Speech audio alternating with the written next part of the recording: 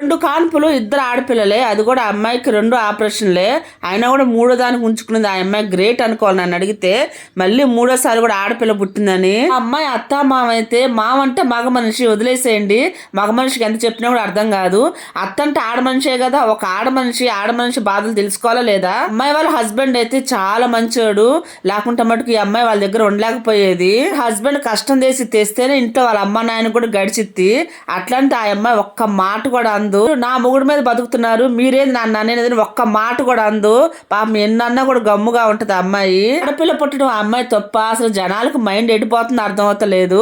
ఆడపిల్ల పుడితే ఒరగందే ఉంది, మగపిల్లడు పుడితే ఒరిగిందే ఉంది. అరే వంశోద్ధారకుడు, ఆ వంశోద్ధారకుడు పెద్దయిన దాకా బతుకుతాడని గ్యారంటీ ఉందా? కొన్ని కొద్దిపాటి అనుభవంలో ఈ ప్రపంచంలో నేను చూసింది, నేను నేర్చుకుంది, ఆడపిల్ల లేదు మగపిల్ల లేదు, అసలు పిల్లలు పుట్టడం ఎక్కువ అన్నట్లుంది ఈ రోజుల్లో కదా. మీరైతే ఏమంటారు?